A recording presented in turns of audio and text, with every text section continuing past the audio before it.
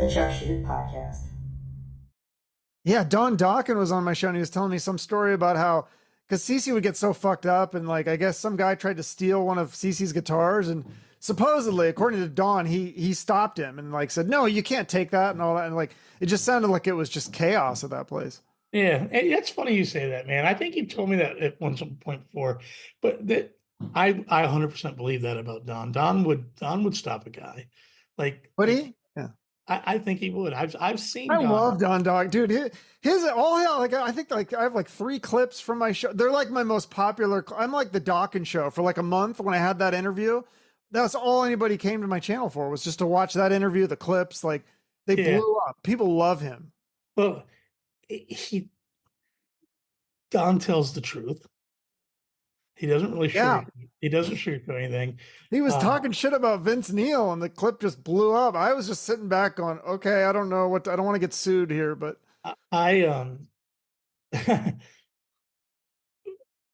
so when I first joined Brett's band, Dokken used to open for us a lot. And I was the new guy. And Don wouldn't really haze me, but he wasn't the nicest guy to me. Right? There was a lot of who's the new kid? I don't have time for this.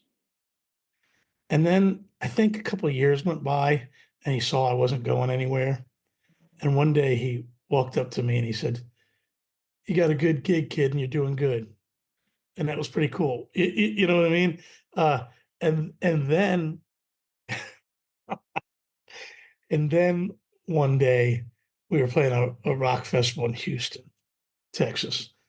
And there was a bunch of us just sitting out back behind the stage, kind of lined up. It was a bit, like it had us, Twisted Sister, Warrant with all original members. It was one of the few shows when Janie came back before he left again. Oh, really? I didn't know you played with Warrant when they had Janie. It was actually his last show ever at Houston. I forget what it's called.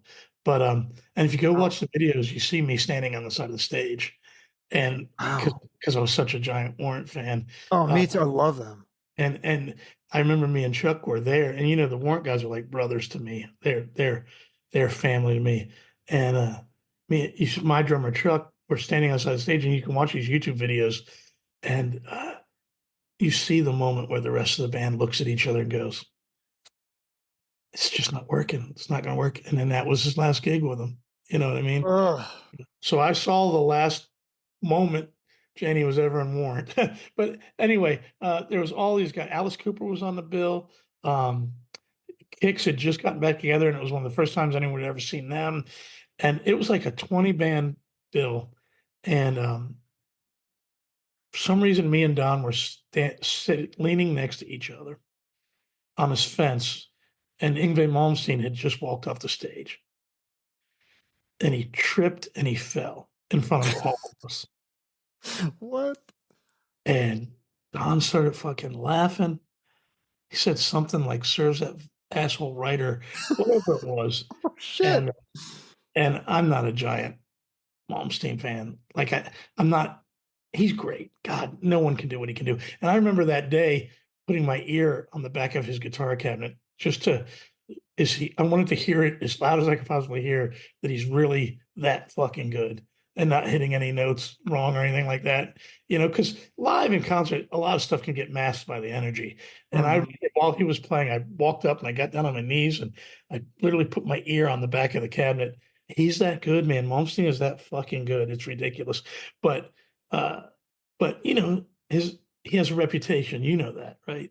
Oh, yeah. I think I've had on Jeff Scott Soto. I think. Oh yeah. What did Jeff say?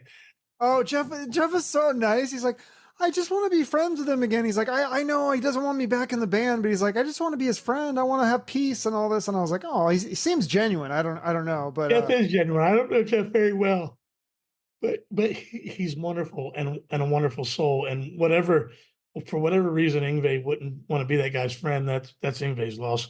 But so Yngwie fell, and Don started laughing, and I started laughing, and it was the next level of bonding. Again, we're not great friends. We have each other's phone numbers. I've texted him time for time. But my point about Don is there was a night, maybe eight years ago, when we did a tour with Warrant, Dokken, Bobby Blotzer's Rat, and us. And Bobby's a lot to deal with. Bobby Blotzer's a lot to deal with. And it was the last night of the tour. And Bobby was going to present all his new hired guns with gold records he had made as a gift. Sorry about my phone. As a gift. So for whatever reason, he wanted the biggest dressing room. Right? Okay. Great White was on this bill with us. Which version? With Jack Russell. Okay. And Jack's health had already begun to decline severely. Right? And Jack and Don were like best friends. I don't know if you know that.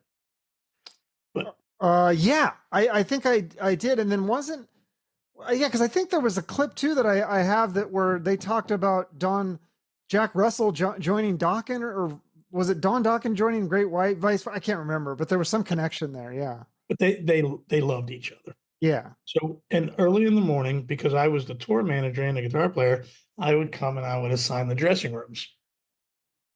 And this particular arena didn't have, it was laid out really funky. And there was one really big dressing room that was really close to the stage. All the other dressing rooms weren't close to the stage. So we're the headliner and we're Bret Michaels. So we should have that dressing room. Right? I mean, that's how it goes, right?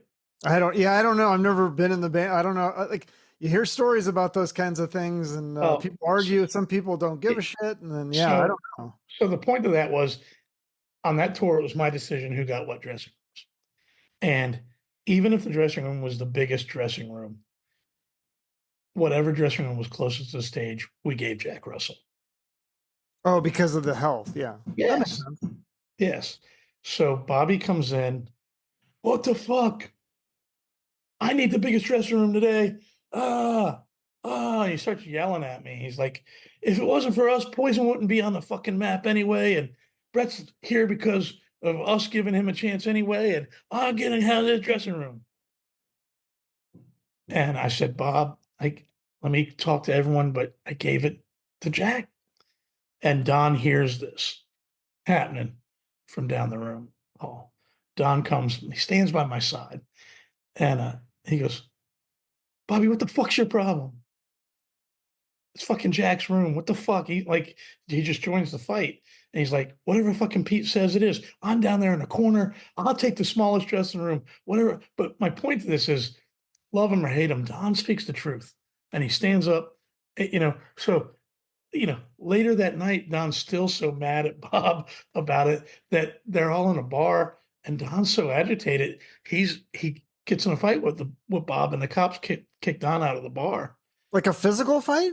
He tried to. It didn't get to it. It got broke up before that. But that's my point to that is how passionate. The one thing I respect about Don Dokken is he's passionate about who he likes. He's passionate about who he doesn't like, and I don't know him that well. I know him as an acquaintance, but as far as I can tell, there's no bullshit. He tells it to you straight. You know what I mean? I know. That's how I love that. He's a great interview. He's like the best interview you can have because he's not going to hold back. I actually remember Dokken was opening for Poison here in my hometown at Jiffy Lube Live, and Don's mother passed away, and Don's brother called him 5 minutes before they were going on stage and said, your mom just died. And I'll never forget, he went on, he performed. Jesus. And he came off stage, and maybe they knew the mother was going to pass. Maybe they kind of prepared. Yeah. But I'll never forget Don going, my fucking brother knew that I had to go on stage. He knew what time I was going on stage. He has my schedule.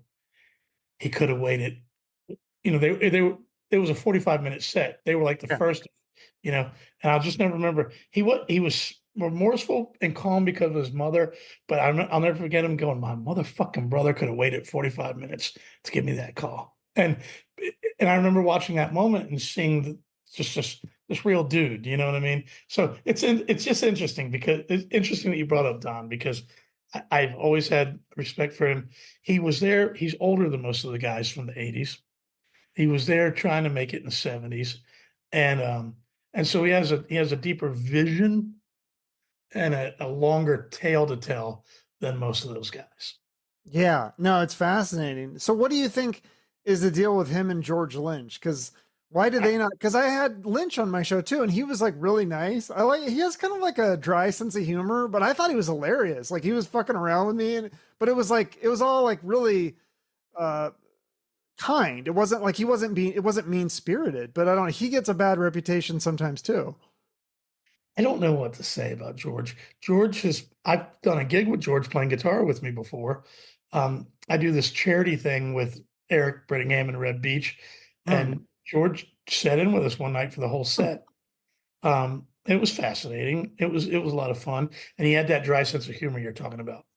It's Yeah. very, like, to the point where a couple times I'm very sarcastic and dry myself, and I remember a couple times going, "See, is he? It's hard to read. He's hard to read." Right. Yeah, he's hard to read, but in turn, he's really just joking. He's a lighthearted guy, and Yeah. yeah, I don't know what they're. It's just singer guitar player, right? I don't know what it is. Hmm. Part of that problem, I think, comes that Don at a certain point in his life was just as good of a guitar player, maybe not as innovative, Hmm. maybe not as he didn't have that crazy sound or something, but as far as technique and playability, I don't think there's anything that George does that Don actually can't play. That's interesting that you say that, yeah, because I think he said that. I mean, they started out as a trio, I believe. It was just Right. Don played all the guitars, and then I think he said something on, I don't know if it was my interview or another one, but he said that he changed some of the guitar solos on Dokken. Like he went into the studio and fixed them after George left, and he's like, oh, I had to like fix his solos because he fucked up or something. I was like, wow. Yeah. Yeah. Yeah. And Yeah. people were commenting on I think it was mine because I feel like I remember the comments, people going, that's total bullshit. He couldn't do that. He didn't, and that he's just lying. So you're saying he probably could have done that. Oh, without a doubt. And Yeah. Don's a producer too. Yeah. Don very much could have done that.